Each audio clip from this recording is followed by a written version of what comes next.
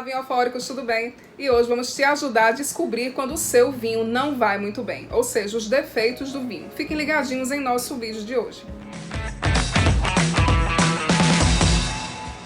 E hoje vamos te ajudar a identificar quando o seu vinho está com problemas. Por que isso é importante? Uma vez que você identifica problemas no seu vinho, você pode solicitar a devolução ou troca daquela garrafa, sobretudo se você está num restaurante onde eles são responsáveis pelo armazenamento daquela bebida. Então, confira o nosso vídeo de hoje e descubra os 5 principais defeitos que o seu vinho pode apresentar. Então, o primeiro defeito do qual vamos falar é sobre o vinho oxidado. O vinho oxidado, ele entrou em contato prolongado e não controlado com o oxigênio. Então, como vocês sabem de vídeos anteriores, alguns vinhos eles podem se beneficiar de uma pequena oxigenação. Então, por exemplo, quando você coloca um vinho numa barrica de carvalho, onde ele sofre uma microoxigenação, ou você coloca o vinho dentro de um decanter, ou até faz um giro na sua taça, você está, na verdade, oxigenando um pouco o vinho. Então, isso aí pode ser benéfico até certo ponto. Alguns vinhos em sua produção, como o Jerez, o Porto, o Madeira, eles se beneficiam de um pouco de oxidação. No entanto, quando essa oxidação ela é prolongada, ela não é controlada, ela pode levar à deterioração da bebida e pode formar diversos compostos que vão dar cheiro ruim no teu vinho. Então, os principais compostos que nós temos decorrentes do contato do oxigênio com o vinho são o acetaldeído, que vai dar um cheiro de nozes, um cheiro de fruta passada. Você encontra esse cheiro, às vezes, no Jerez, né? Mas, assim, é um cheiro um pouco mais sutil, não é aquele cheiro que chega a deixar a bebida intragável.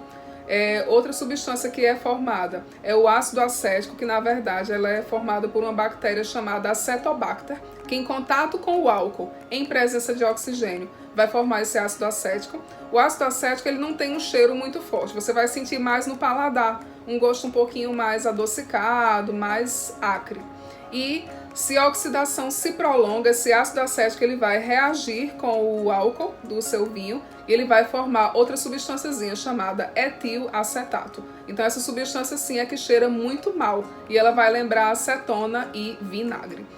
A oxidação, além de causar problemas no teu paladar, no teu aroma, ele vai também causar alterações de cor, que elas vão ser um pouco mais evidentes. Então, por exemplo, um vinho jovem, onde você esperaria que ele tivesse cores um pouco mais vivas, púrpura, até um rubi, ele vai se apresentar um pouco mais acastanhado, com uma cor diferente, uma cor feia para a idade dele. Tipo um vinho de 2 anos castanho não é normal. E um vinho branco, onde você esperaria uma coloração um pouco mais clara, puxando para o palha, para o limão, ele vai apresentar também uma coloração um pouco mais dourada, que é atípica para a localização dele e para a idade dele. Entre dourada e amarronzada, meio âmbar. Então você vai perceber o seu vinho oxidado tanto pelo cheiro como pelo paladar e pela coloração que aquele vinho apresenta. A oxidação ela pode ocorrer tanto por um armazenamento inadequado, por exemplo, você pega um vinho que ele é de rolha e você põe ele em pé, então aquela rolha vai secar, vai rachar e vai deixar passar oxigênio no teu vinho, por isso que é importante nos vinhos com rolha guardar deitado, como pode ser decorrente da produção na própria vinícola. Segundo defeito é o vinho cozido. Como o próprio nome sugere, realmente o vinho cozinhou na garrafa, ou seja, o vinho ele foi exposto a altas temperaturas, foi armazenado num local quente. Então, se você vê aquele vinho com a rolha quase pulando, quase encostando, querendo furar a cápsula de alumínio, pode ter certeza que ele está cozinhado. Um vinho cozinhado ele vai apresentar cheiro de fruta podre, de fruta passada. Para algumas pessoas, esses aromas de fruta passada, fruta cozinhada, às vezes até de caramelo, podem ser agradáveis no início. Porém, você vai perceber que esses aromas eles não vão evoluir em taça, como aconteceria com um vinho saudável. Ele vai permanecer com esse cheiro, com esse gosto de fruta passada, do início até o final da garrafa. E aí você vai perceber que existe algum problema. Então, o vinho cozinhado ele vai apresentar tanto alterações no paladar como no olfato, assim como na coloração, semelhante ao que acontece com os vinhos oxidados. Então, o vinho tinto ele vai ficar um pouco mais amarronzado e o vinho branco também. Algumas pessoas até consideram o vinho cozinhado como um tipo de oxidação. E o nosso terceiro defeito é um dos mais frequentes, que é o vinho bouchonné ou com gosto de rolha.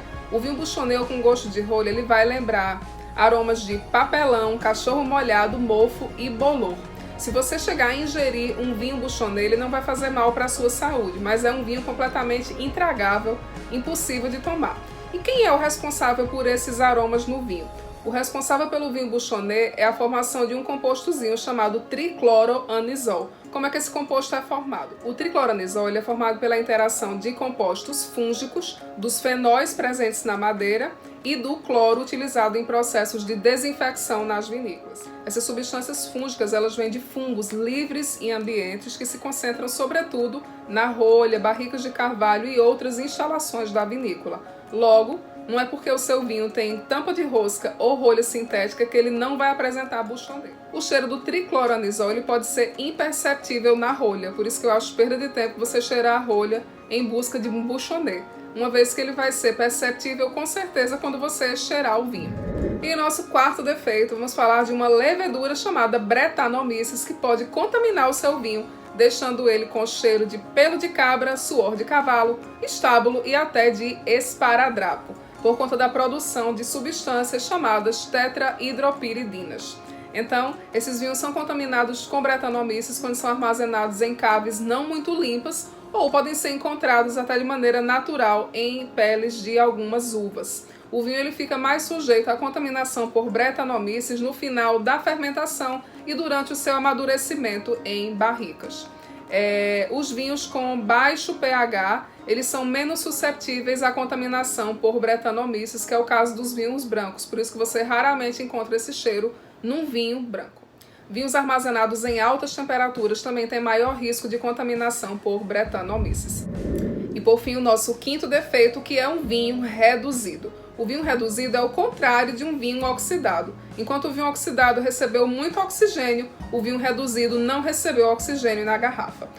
Diante de um vinho oxidado, você vai sentir aromas que lembram derivados do enxofre. Então esse vinho ele vai cheirar ovo podre, alho cozido, repolho, palito de fósforo queimado, borracha queimada e a sua imaginação é o limite. Então quando o vinho é reduzido, se formam compostos derivados de enxofre dentro da garrafa. Então, como se pode produzir um vinho reduzido? Quando o vinho não recebe nenhum tipo de oxigênio na garrafa. Isso é muito comum naquelas garrafas fechadas por tampa de rosca ou screw cap, que na maioria das vezes não permitem nenhuma passagem de oxigênio para a garrafa. Segunda maneira de ter um vinho reduzido é você guardar ele exposto à luz artificial intensa. Então isso aí também vai reduzir o vinho. Outra maneira pela qual o vinho pode apresentar esses aromas é quando ele tem excesso de sulfitos, que são aqueles componentes que servem para conservar o vinho. Esse cheiro de enxofre ele pode vir também de leveduras que são provenientes de uvas plantadas em solos pobres em nitrogênios. Então essas leveduras usam aminoácidos que têm enxofre como fonte de energia. Isso aí também pode deixar o seu vinho não muito cheirosinho. E ao contrário de outros defeitos dos quais falamos, o vinho reduzido ele pode ser um defeito reversível. Uma vez que o problema do vinho é falta de oxigênio, isso aí a gente pode resolver aerando o vinho, tanto na sua taça, quando você gira o líquido, ou colocando num decanter. Outra maneira é você mexer o vinho com um talher, de preferência de prata, que isso aí vai reverter essa redução. Agora, gente, deixa eu falar um negócio super sério para vocês. Eu já vi alguns blogs sugerindo que você coloque uma moeda dentro do vinho para reverter a redução. Pessoal, pelo amor de Deus, não façam isso, a não ser que vocês tenham uma autoclave dentro de casa para esterilizar essa moeda e impressionar os seus amigos depois. Por favor, evitem fazer isso, isso é completamente estúpido, na minha opinião. Então, gente, por hoje é só, espero que vocês tenham gostado do nosso vídeo de hoje. Se você gostou, não esqueça de curtir, de compartilhar com seus amigos, de se inscrever aqui embaixo em nosso canal e ativar todas as notificações aqui embaixo no sininho. Fiquem ligadinhos também em nosso novo quadro aqui do canal, chamado 1 Minuto de Vinho, onde eu tento explicar algumas questões cruciais do mundo do vinho, algumas básicas e outras avançadas, em apenas 1 minuto. Esses vídeos geralmente são postados aos domingos. Então é isso, gente. Linda semana para vocês!